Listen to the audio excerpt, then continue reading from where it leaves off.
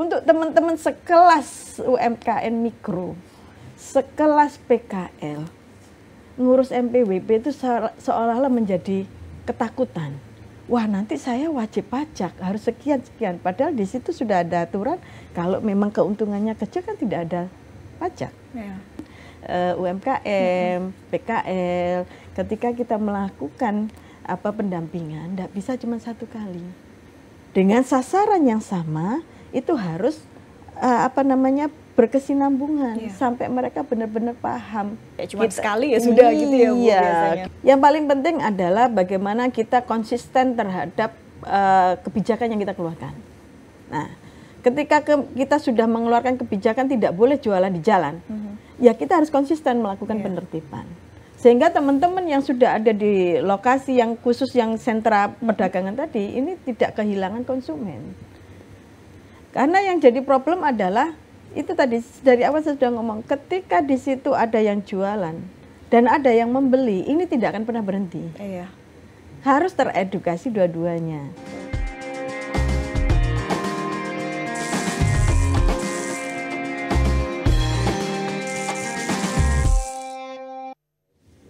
Assalamualaikum warahmatullahi wabarakatuh. Halo dulur Jatim semua, jumpa lagi di Jatim Channel Podcast DPRD Provinsi Jawa Timur. Dan tentu saja hari ini Silka tidak sendiri ya, Silka juga menghadirkan narasumber yang luar biasa karena kita akan membahas terkait dengan berbagai problematika juga isu yang ada di Jawa Timur khususnya. Hari ini kita sudah kehadiran Ibu Wiwin Sumbrambah, SPT MAP, anggota Komisi B DPRD Provinsi Jawa Timur dari fraksi Partai PDI Perjuangan. Assalamualaikum Bu Wiwin. Waalaikumsalam. Gimana kabar hari ini Bu? Alhamdulillah luar biasa. Alhamdulillah. Terima kasih luar sebelumnya. Luar biasa panas ya. Luar biasa panas ya. Surabaya ini mataharinya kayak nggak cuma satu ya Bu ya. Nggak ada diskon lagi ya. Nggak ada diskon.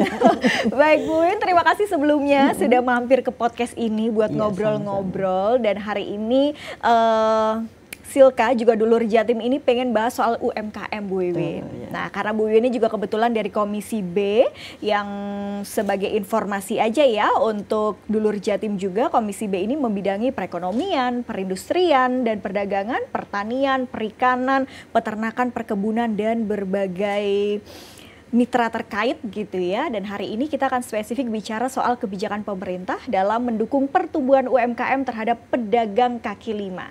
Nah, penting sekali ini untuk kita bahas mengingat UMKM kita ini sangat banyak dan juga menjadi backbone-nya negara kita ya Bu. Mungkin tidak hanya di Jawa Timur. Nah, Bu Wiwin, kalau kita bahas soal UMKM, posisi UMKM di Jawa Timur ini khususnya di Dapil Ibu, di Dapil 10 ya, Bu Wiwin ya, di Kabupaten Jombang, Kabupaten Mojokerto dan Kota Mojokerto dalam mendukung ekonomi daerah ini seperti apa Bu Wiwin? Sebenarnya luar biasa karena memang kenyataannya UMKM ini sedang benar-benar bertumbuh ya.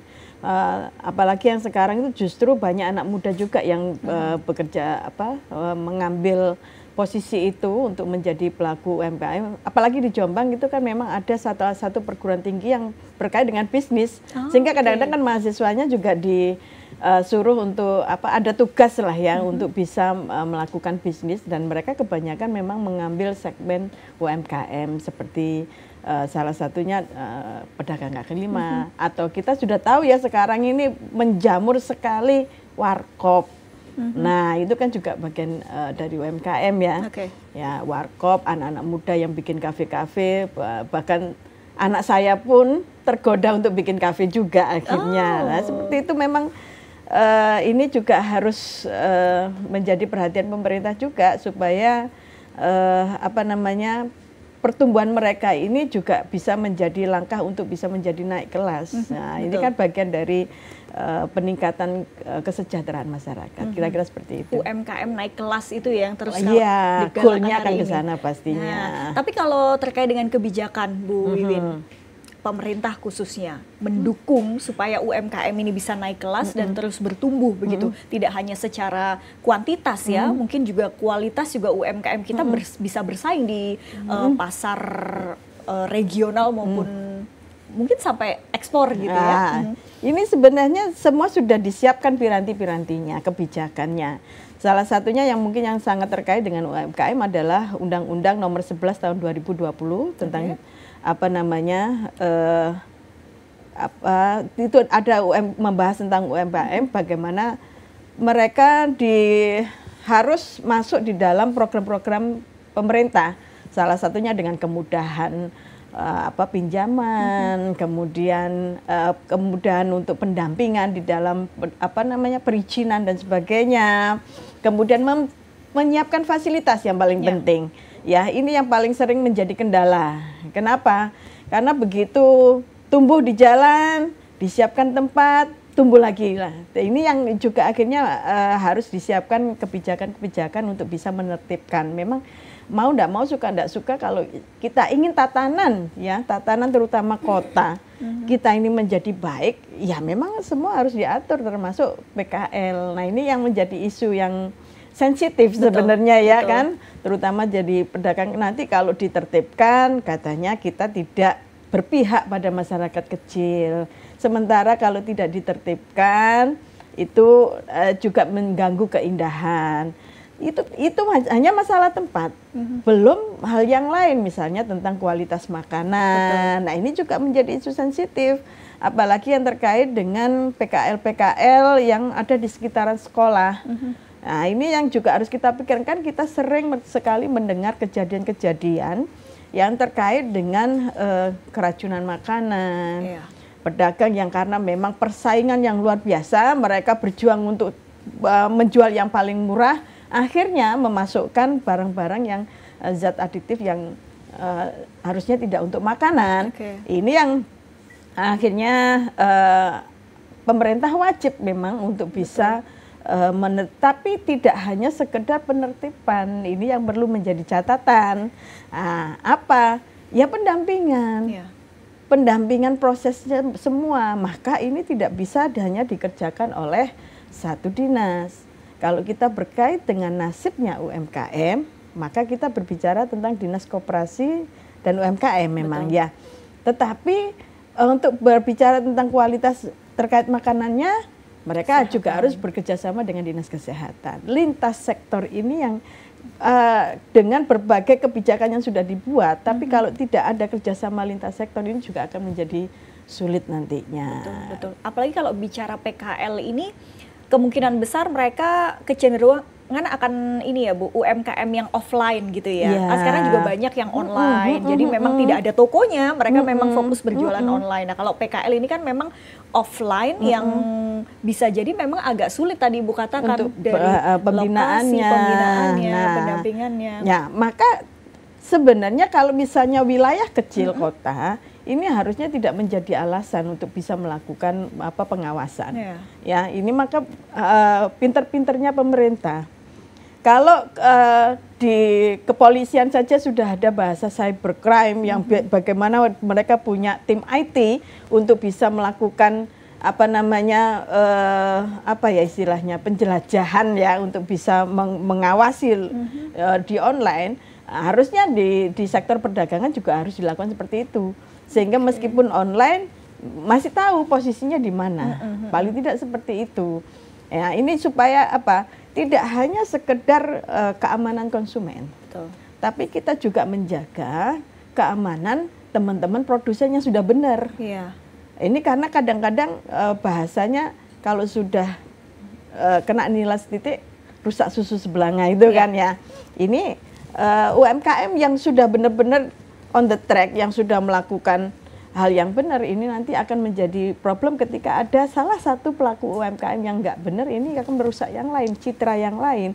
Ini juga nggak baik, akhirnya akan mempengaruhi pertumbuhan ekonomi juga. Nah, ini sisi-sisi yang seperti ini juga harus menjadi perhatian kita bersama. Kira-kira seperti itu. Jadi bisa memunculkan persaingan yang mungkin tidak sehat juga ya Bu. Yang on the track pasti kan dengan kualitas tertentu, dia menjual dengan harga tertentu, kemudian ada yang misalnya lebih murah tapi kualitasnya mungkin jauh di bawahnya. Nah, ini kan merusak pasar pada akhirnya ya. Itu juga harus diregulasi ya Bu ya. Konsumen kita ini sudah kebiasaan ibu-ibu hanya selisih Rp50 saja dikejar kan gitu. Nah, ini juga harus ada juga edukasi kepada konsumen untuk membiasakan membaca apa yang terkandung di dalamnya, apakah sudah berizin, apakah sudah ada BPOM-nya dan sebagainya. Itu juga harus menjadi ruang edukasi tidak. Ya, maka ketika kita ngomong UMKM, ketika kita ngomong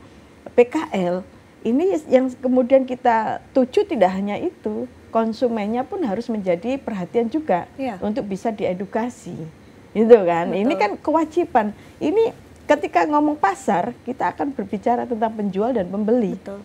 Maka yang teredukasi harus keduanya. Nah, ini kadang-kadang yang agak terlupakan. Nah, contoh sederhana. Ketika di jalan sudah ada nih larangan tidak boleh berjualan di situ. Tapi kemudian muncul pedagang di situ. Nah, yang beli pun tidak memperhatikan dari larangan. Beli juga di situ. Nah, pedagang ketika ada pembeli, ya mereka akan asik-asik aja. Nah, ini juga menjadi persoalan. Nah, ini yang tidak pernah selesai itu persoalannya seperti ini. Nah, ini yang harus ada pendekatan secara manusiawi lah ya dari pemerintah, tidak hanya sekedar digebuk dan dikejar, tapi harus difasilitasi bagaimanapun caranya. Edukasi itu yang harus juga sering tidak bisa kita kemudian hanya mengeluarkan perda, mengeluarkan undang-undang, tapi tanpa ada aplikasi-aplikasi di lapangan nanti untuk penertibannya yang manusiawi lah, kira-kira seperti itu. Karena biasanya secara regulasi ini kita sudah punya nih, sudah ada regulasinya, tapi implementasinya kemudian ya Bu yang tidak optimal karena dua sisi tadi. Nah, ini juga menjadi problem adalah ketika sosialisasi itu kurang, yang terkait dengan perda, yang terkait dengan, jangankan hanya yang terkait tentang urusan penertiban, terkait dengan bahwa UMKM ini punya loh kemudahan di dalam peminjaman ya. Contoh bahwa nanti tahun 2026 pemerintah Provinsi Jawa Timur sudah ada penyertaan modal untuk BPR UMKM. Belum tentu ada orang yang tahu. Nah, hal-hal kayak begini nih yang menjadi kelemahan kita untuk bisa mensosialisasikan. Nah, ini bagiannya salah satunya tugas DPR akhirnya ke sana. Nah, ini juga bagaimana melakukan sosialisasi, ikut serta di dalam edukasi. Kita sudah punya undang-undang seperti ini, kita sudah punya fasilitas ini, harus kita sampaikan. Ya, itu bagiannya. Mungkin juga nanti sambil diinfo juga ya Bu Wiwin kepada dulur Jatim juga terkait dengan misalnya ada teman-teman UMKM yang menonton ini, kemudian masih bingung soal mengurus legalitasnya, BPOM-nya atau halalnya, atau juga mungkin yang membutuhkan dana. Sekarang tadi ini ya Bu, BPR itu kan dulu kan kalau kita kenalnya BPR itu kan Bank Perkreditan Rakyat, tapi kan sekarang menjadi bank apa itu? Iya, pokoknya menjadi ini ya, bukan perkreditan lagi, jadi memang difokuskan untuk masyarakat itu ya Bu ya. Iya. Ini juga yang jadi masalah lagi adalah tentang perizinan ya. Ini saya juga dulu pernah melakukan pendampingan kepada teman-teman ketika mempersiapkan e-katalog. Kita ini dulu sempat mengkhawatirkan ketika semua belanja, mohon maaf ya, semua belanja yang dilakukan oleh pemerintah itu kan harus melalui e-katalog. Sementara teman-teman UMKM itu kadang-kadang tidak siap. Padahal 40% belanja oleh pemerintah itu harus di UMKM. Kan sayang kalau kemudian teman-teman tidak siap. Nah, contoh sederhana ketika sudah diterapkan di desa, pemerintah desa. Untuk mamin rapat, itu harus e-katalog, Mbak. Nah, sementara nyun sewu yang dulu yang biasa dipesan oleh Bu Lurah misalnya, itu nggak ngerti bagaimana e-katalog. Bagaimana masuk e-katalog? Ternyata pada masuk e-katalog itu paling tidak sudah harus sampai proses di PIRT-nya sudah ada. Nah, proses ke PIRT itu harus dimulai dulu dengan izin usaha dulu. NPWP. NPWP ini pun menjadi momok. Ketika kemudian, ayo ngurus NPWP. Untuk teman-teman sekelas UMKM mikro, sekelas PKL, ngurus NPWP itu seolah-olah menjadi ketakutan. Wah, nanti saya wajib pajak harus sekian-sekian. Padahal di situ sudah ada aturan kalau memang keuntungannya kecil kan tidak ada pajak. Nah, jadi persoalan baru lagi adalah ketika kemudian lapor pajak supaya dia tidak terkena pajak. itu kan mereka juga nggak ngerti. Karena kita belum memfasilitasi sampai tingkat desa. Betul. Artinya pedagang-pedagang kecil ini tidak bisa melakukan pelaporan. Kadang-kadang menyentuh HP gadget aja nggak ngerti bagaimana caranya. Kadang-kadang kalau jualan itu masih dipasrahkan ke anaknya. Nah, kadang-kadang seperti itu. Nah, hal-hal yang seperti ini ya kadang-kadang yang menjadi miss-nya. Kita kurang menyiapkan yang seperti ini. Pasukan-pasukan untuk mendampingi. Padahal kalau kita mau, itu bisa kita gerakkan semua. Dulu saya pernah melakukan itu bekerja sama dengan kampus. Ya. Nah, kampus ini kan selalu punya kegiatan Pengmas. Nah, ini saya ajak kerjasama kolaborasi. Ayo dampingi yuk. Nah, masuknya di mana? Masuknya lewat pertemuan PKK, lewat Pokja 2-nya. Nah, itu ayo di pertemuan PKK yang rutin tiap bulan sekali itu hadirkan teman-teman UMKM. Ya, supaya kita siapkan pendampingan untuk mereka siap masuk e-katalog.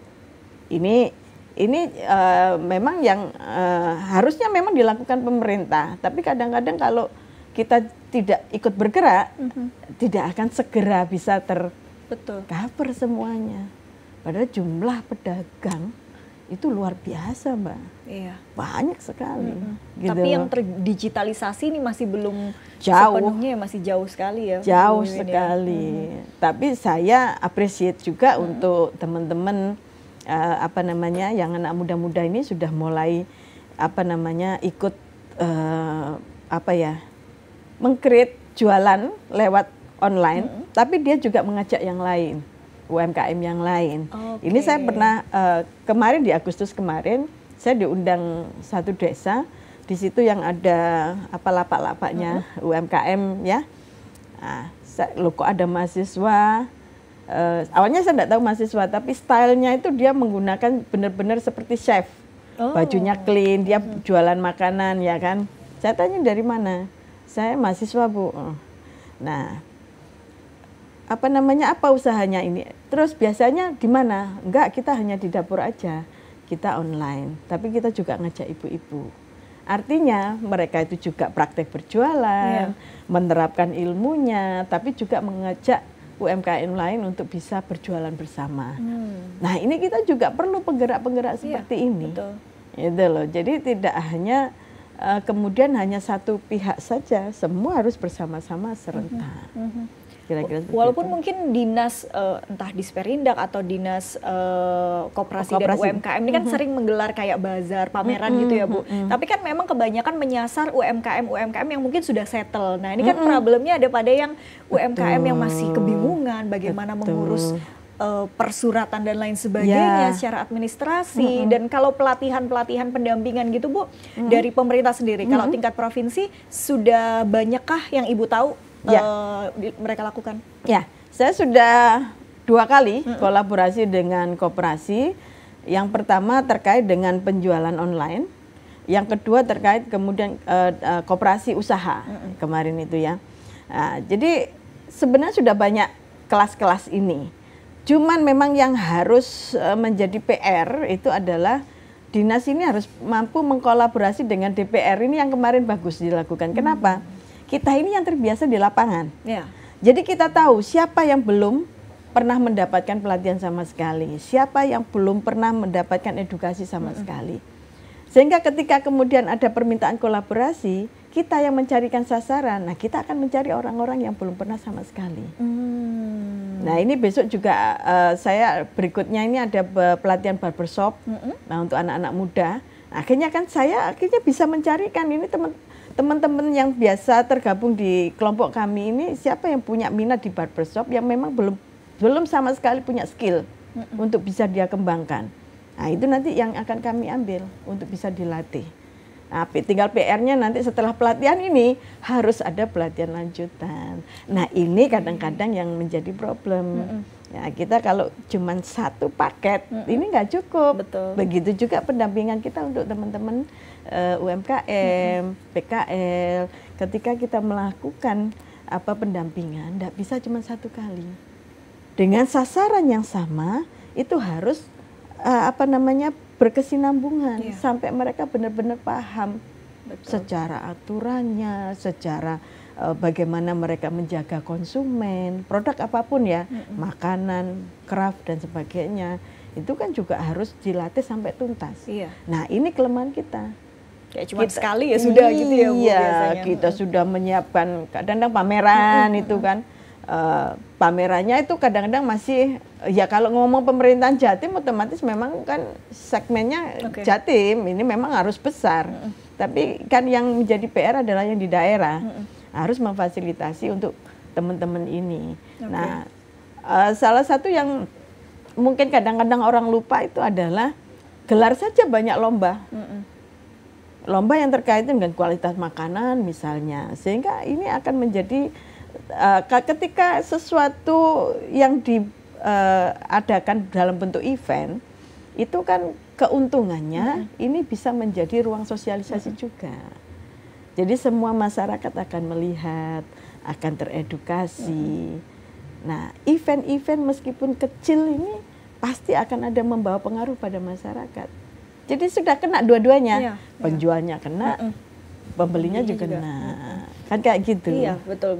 Oke, Bu Wiwin, kita kembali ke ini ya, apa yang PKL tadi. Kalau di Jombang sendiri atau di Mojokerto, PKL kebanyakan apa nih Bu potensinya yang paling banyak di sana? Ya, memang paling banyak pasti makanan Mamin ya. Mamin itu pasti paling banyak. Dan daerah Jombang, Mojokerto pasti punya ciri sendiri-sendiri juga, kayak gitu. Kalau di Jombang itu memang kebanyakan. Tapi yang saya khawatir memang agak miris ini makanan-makanan yang sering dijual sekarang sudah mulai jarang yang berbau daerah ya. Itu kita lihat di Car Free Day. Nah ini salah satu fasilitas pemerintah yang bagus sekali. Tiap hari Minggu ada Car Free Day, disiapkan itu banyak penjual-penjual itu otomatis semua dengan karya mereka untuk bisa menjual. Memang disediakan ya Bu? Ada. Lapaknya gitu. Oh, Jadi Car Free Day itu bagusnya itu memang benar-benar menggeliat lah ekonomi itu karena Car Free Day. Kemudian ada beberapa juga tempat-tempatnya yang memang khusus PKL. Itu ada. Saya lupa namanya Jombang Kuliner atau apa itu. Di situ juga satu tempat memang isinya PKL semua. Nah ini juga menjadi ruang untuk mereka bisa bersatu ya bersama. Nah ini yang PR-nya adalah memang bagaimana mengangkat makanan khasnya.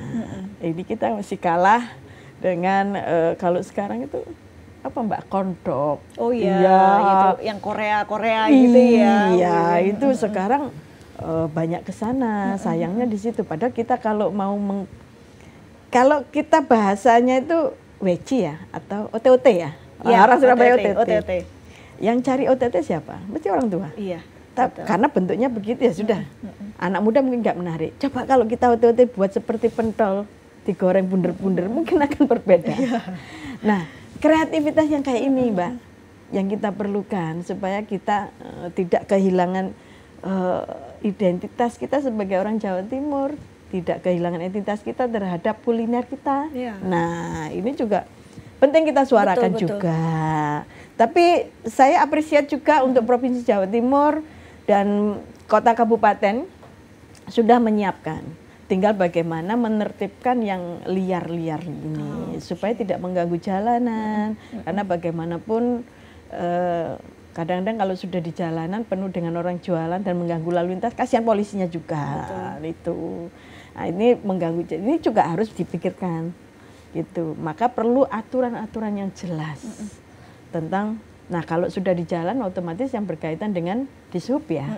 Nah itu bagaimana pemerintah tegas, tapi juga bagaimana masyarakat juga memahami tujuan aturan ini dibuat. Kira-kira seperti itu. Bu Wiwin, monggo diminum dulu Bu. Kita sambil ngobrol-ngobrol soal UMKM, PKL kita. Ini memang menarik ya, dan juga karena masyarakat kita juga banyak begitu yang kemudian menjadi pedagang kaki lima, berada pada sektor-sektor UMKM. Tadi juga Bu Wiwin sampaikan bahwa ya aturan itu harus diberlakukan. Kemudian edukasi kepada masyarakat. Karena terkadang masyarakat melihat misalnya ada pedestrian atau agak luas sedikit saja, itu dipakai untuk lainnya, entah dipakai untuk jalan, dipakai untuk jualan. Nah, edukasi terkait dengan bagaimana pemanfaatan ruang pejalan kaki dan yang harusnya digunakan memang sesuai dengan fungsinya, ini mereka yang masih belum terlalu paham ya Bu. Dan terkait aturan tadi, kalau perda-perdanya sudah ada ya Bu? Sudah disiapkan semua. Kalau berbicara tentang kehidupan UMKM dan PKL-nya, memang lewat Perda nomor 1/2024 tadi yang terkait dengan UMKM sudah disiapkan bagaimana fasilitasi pemerintah terhadap mereka tentang kemudian perizinan dan sebagainya, permodalan dan sebagainya, tempat dan sebagainya. Yang jadi masalah adalah bahwa pengetahuan mereka tentang perda-perda yang lain terkait dengan tempat. Nah, kalau perda-perda terkait dengan tempat kan ada di Dishub, ada di kepolisian dan sebagainya. Ini kan juga yang harusnya terus diedukasikan. Ya, jadi tidak kemudian hanya sekedar penertiban, tapi tanpa edukasi juga masalah.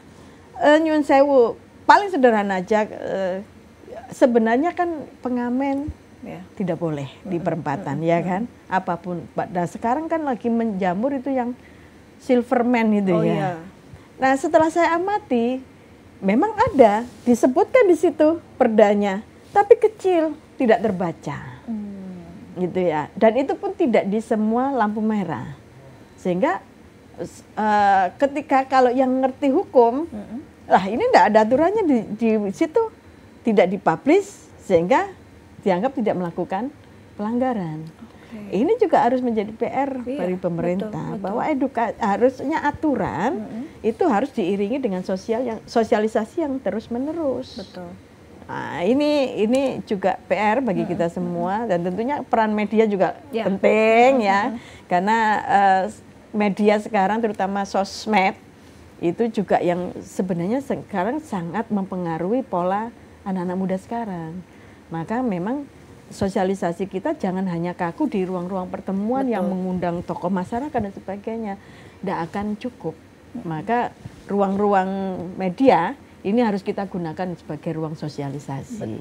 Karena biasanya anak sekarang ini lebih suka nonton atau mencari informasi di TikTok melalui video-video pendek gitu ya. Yang itu lebih efektif. Kadang-kadang akhirnya justru membuat digunakan oleh orang yang tidak bertanggung jawab untuk mempengaruhi pemikiran orang lain untuk sesat, bahasanya kan gitu. Maka kita harus melawan, mengcounter itu dengan informasi yang lebih benar, undang-undangnya dan sebagainya itu harus kita sampaikan. Apalagi dengan teknologi AI saat ini juga bisa semakin membuat orang banyak yang terjebak bahwa informasi yang salah ini menjadi seolah-olah benar. Nah, ini juga yang harus kita sikapi. Harus kita sikapi dengan segera. Kita sudah lihat kejadian kemarin di bulan Agustus, bagaimana TikTok Live itu sangat mempengaruhi pergerakan masyarakat. Ini juga PR kita bersama. Tapi Bu Wiwin, kalau bicara PKL ini, mereka itu apakah ada misalnya iuran atau membayar misalnya untuk berada pada satu tempat itu, terus kemudian yang mengelola siapa? Atau ya sudah, PKL itu silakan untuk berada di, misalnya sudah ada tempatnya, ya sudah silakan berada di situ tanpa ada retribusi atau apa gitu, Bu Wiwin? Kalau aturannya seperti apa? Ya, ini kan masuk ke ranah daerah masing-masing gitu ya. Artinya mereka akan punya aturan sendiri-sendiri. Kalau ada beberapa kawasan yang memang di situ ada pemeliharaan, mungkin mereka hanya untuk retribusi pemeliharaan. Ada yang seperti itu. Bahkan sekarang itu kan dengan program BUMDes itu banyak sekali loh teman-teman di desa itu membuat pusat-pusat kuliner supaya PKL itu tidak berada di jalan. Ini juga menarik, ya juga menarik. Ternyata kegiatan BUMDes ini juga ada manfaat untuk para PKL. Tetapi ada yang benar-benar free, contohnya di Car Free Day. Nah, itu kan benar-benar pedagang diberi keleluasaan yang untuk bisa berekspresi, membuat jualan yang kemudian mereka akan dilanjutkan lewat online. Biasanya begitu. Jadi justru mereka itu kadang-kadang yang di Car Free Day itu bukanlah orang-orang yang punya lapak-lapak itu, bukan. Tapi rata-rata itu mereka itu sebenarnya jualannya online. Ya, cuman satu saat kan mereka harus bertemu secara langsung dengan pembeli untuk apa ya, namanya marketing ya. Nah, itu supaya untuk membangun trust dan sebagainya. Itu mereka ketemunya di Car Free Day. Itu luar biasa. Saya saya paham, kenal mereka, banyak yang kenal mereka, sehingga saya tahu bagaimana cara mereka membuat pasar ya. Ini luar biasa. Saya heran ya dengan perkembangan teman-teman sekarang itu di dalam marketing itu luar biasa sebenarnya. Cuman banyak yang tidak terimbangi. Yang lebih-lebih kecil ini kadang-kadang karena tidak ada proses pembinaan Nyun Sewu yang memang tidak mengerti teknologi dan sebagainya, ini juga masih banyak sisi yang ini yang harusnya menjadi pendampingan kita bersama. Belum lagi yang Nyun Sewu berdagang sebagai PKL atau UMKM mikro ini kan kadang-kadang kan menjadi sebuah jawaban setelah terjadi misalnya PHK. Mereka selalu beralih profesinya langsung jualan. Yang kadang-kadang mereka ini tidak teredukasi, nekat modalnya. Nah, kadang-kadang Nyun Sewu mereka nekat, tidak ada ilmunya, makanannya tidak bisa diterima. Nah, kemudian ketika dia kesulitan menyalahkan pemerintah. Nah, ini ada proses yang mereka belum lalui. Ini juga harus menjadi sorotan kita bersama untuk menjadi program pendampingan. Nah, saya yakin dengan kalau mau ada kepedulian pemerintah sampai tingkat desa sekalipun, dengan pembiayaan yang sudah luar biasa oleh pemerintah. Kalau desa itu kan ada ADD, harusnya ada anggaran yang bisa disisihkan untuk melakukan pendampingan sampai di tingkat desa. Harusnya seperti itu. Betul. Ya, itu yang harusnya nanti menjadi pengawasan kami sebagai anggota DPRD. Ya, menarik ya, dan ya memang itu yang perlu dilakukan karena terkadang sekarang banyak UMKM termasuk yang PKL ini ya kadang itu tadi kebingungan karena tidak teredukasi, tidak terliterasi terkait dengan regulasi dan lain sebagainya, dan juga kembali lagi biasanya memang faktor ekonomi menjadi yang paling utama, jadi yang penting laku aja tanpa kemudian mempertimbangkan berbagai aspek lainnya gitu ya Bu. Termasuk juga ketika tadi kembali ke tempat yang misalnya direlokasi ke dalam satu sentra, mereka merasa oh untungnya kok tidak sebanyak ketika di jalan. Nah, kalau ketika menghadapi problem-problem seperti ini, apakah ada rekomendasi khusus yang kemudian misalnya dari legislatif supaya apa ya Bu, tetap ya sudah semua berjalan beriringan tanpa ada yang terasa paling dirugikan dan lain sebagainya gitu Bu Wiwin? Ya, yang paling penting adalah bagaimana kita konsisten terhadap kebijakan yang kita keluarkan. Nah, ketika kita sudah mengeluarkan kebijakan tidak boleh jualan di jalan, ya kita harus konsisten melakukan penertiban. Sehingga teman-teman yang sudah ada di lokasi yang khusus yang sentra perdagangan tadi ini tidak kehilangan konsumen. Karena yang jadi problem adalah itu tadi dari awal saya sudah ngomong, ketika di situ ada yang jualan dan ada yang membeli, ini tidak akan pernah berhenti. Harus teredukasi dua-duanya. Harus konsisten menegakkan peraturan. Itu konsistensi inilah. Selama nanti kalau kita terlambat, satu tidak ditertibkan, ini akan menjamur. Maka yang namanya menegakkan peraturan, ya harus tidak perlu menunggu masalah itu muncul, terus ditertibkan. Nah, ini istiqomahnya ya, ini istiqomahnya, betul. Ini yang kurang, ini yang kurang diterapkan, ini yang sering kita lihat seperti itu. Kita amati saja dari satu jalan, ada satu pedagang, kemudian di situ pembeli ada, saya yakin berikutnya akan 10, bulan depan sudah ada 10 pedagang. Itu yang terjadi. Nah, ini konsistensi kita sebagai pembuat peraturan ini yang harus dipertanyakan sekarang. Kita melindungi teman-teman yang sudah mau tertib. Ini juga wajib dilakukan dengan cara seperti itu. Nah, tapi Perda kita tidak mengatur soal sanksi ya, Bu Wiwin? Kalau Perda itu ada sanksinya, Mbak. Oh, tetap ada diberlakukan sanksi. Misalnya ketika misalnya mereka tapi sudah diperkuat oleh Pergub. Nah, ini harus kalau yang istilahnya lebih detailnya itu memang harus ada di Pergub. Dan saya lihat beberapa perda sudah langsung karena memang aturannya 6 bulan setelah muncul perda ini harus disertai dengan muncul Pergubnya harus ini. Karena apa? Untuk bisa eksekusi teknisnya, teknisnya itu sudah bisa tereksekusi. Gitu. Memang ya itu tinggal konsistensi kita. Betul. Dan lintas OPD ini untuk bisa menerapkan, karena ketika kita ngomong menertibkan PKL, nggak ada kerjasama dengan teman yang di SUB, nggak ada kerjasama dengan teman-teman kepolisian, ini juga akan menjadi tidak berjalan dengan baik gitu. Karena ketika kita mengamankan teman-teman PKL ini, kita ngomong nasib. Ya. Tapi kita juga harus ingat, kalau selama kita konsisten, kita harus bisa membaca dari yang sudah dilakukan oleh Bu Risma. Sebegitu kuatnya beliau untuk konsisten terhadap peraturan. Ya. Tetapi beliau tidak melapaskan, dilanjutkan dengan pendampingan dan pembinaan. Selesai kok persoalan. Ya. Bener kan? Artinya bisa, kita sudah dicontohkan. Nah, hari ini kita harus mampu.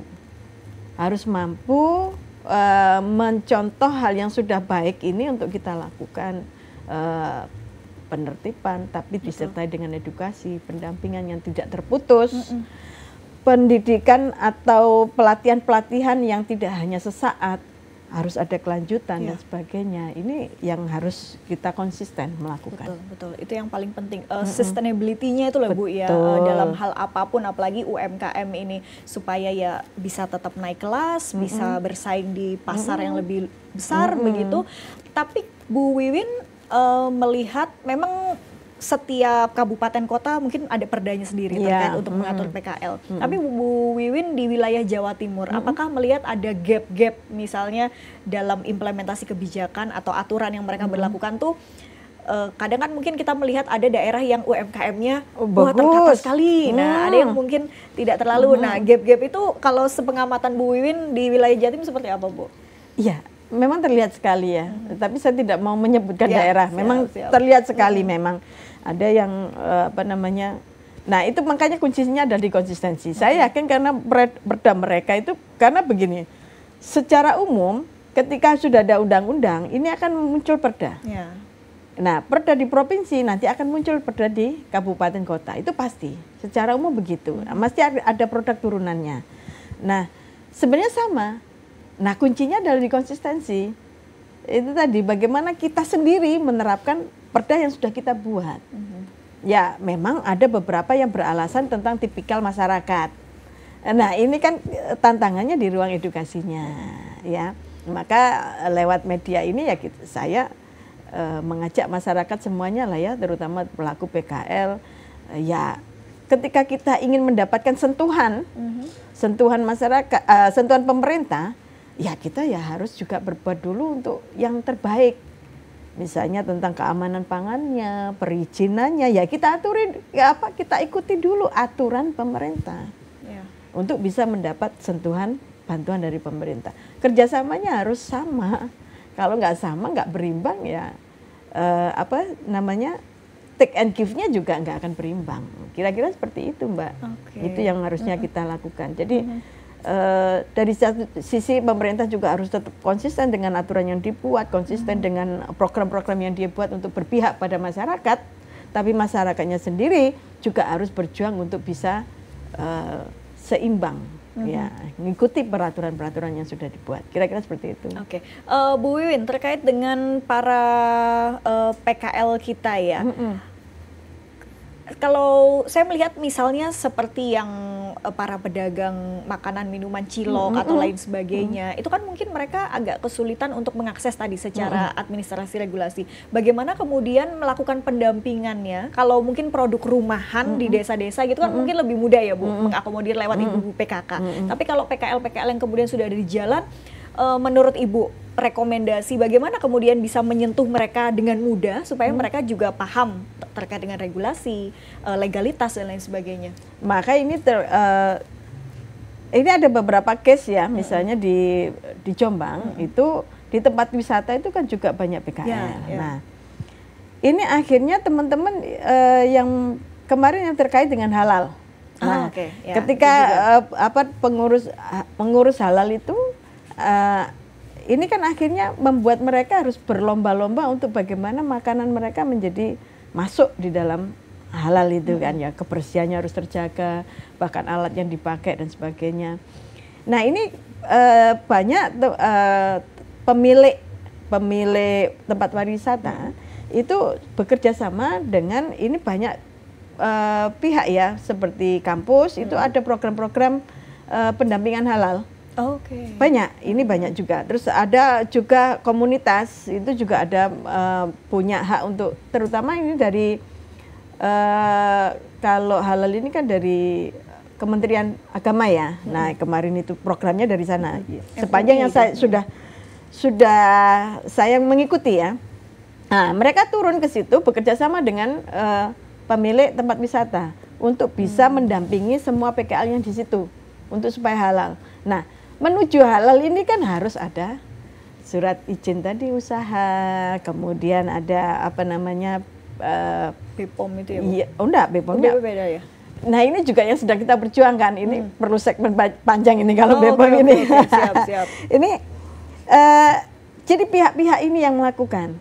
Nah, saya akan senang sekali andai kata misalnya yang di sekitaran sekolah, maka sekolah juga kooperatif untuk memanggil teman-teman yang punya pendampingan halal ini juga bekerjasama dengan sekolah untuk bisa melakukan pendampingan karena sekolah juga punya kewajiban untuk melindungi anak-anak. Betul. Nah kalau sudah memang kesannya ya cuman pendampingan halal, tapi di situ ada edukasi untuk bagaimana mereka membuat produk makanannya. Dan belum lagi ini kalau dinas kesehatan memang secara periodik yang pernah saya tahu itu mereka akan mengambil sampling untuk keamanan makanan itu di beberapa, mereka lebih terpusat di sekolah-sekolah dan itu sudah dilakukan. Cuman ini harusnya data-data ini dikolaborasikan dengan koperasi. Nah ini kadang-kadang yang masih belum bisa dilakukan. Nah ini kan padahal kerja lintas sektor ini sangat diperlukan untuk membuat kebijakan-kebijakan baru nanti ya, hasilnya itu kan gitu. Jadi itu yang masih kurang menurut pengamatan saya. Jadi gitu. PR kita bersama ya. Betul. Bu Wiwin terakhir, ini pesan khusus untuk para UMKM kita supaya bisa terus berinovasi, pantang menyerah, apalagi khususnya untuk para PKL ini ya. Silakan. Ya, bagi para pelaku UMKM mikro dan para pelaku PKL, mari kita bekerja dengan nurani untuk bisa mempertanggungjawabkan apa yang sudah menjadi dagangan.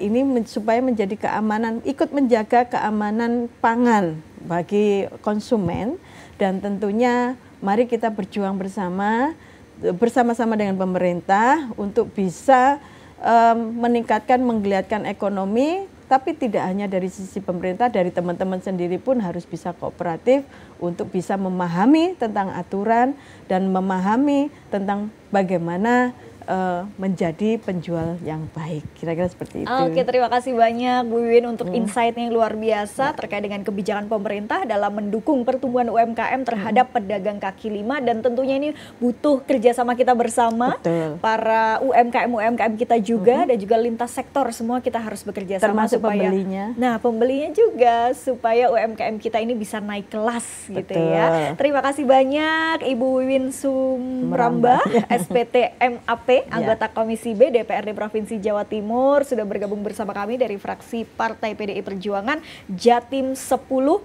Lain waktu kami tunggu Bu, ya, untuk memberikan insight-nya dan juga dukungan nih pada UMKM kita. Siap. Dan untuk dulur Jatim semua, terima kasih sudah menyaksikan Jatim Channel, podcast DPRD Provinsi Jawa Timur. Saya Silka Nueswarizona, terima kasih dan sampai jumpa.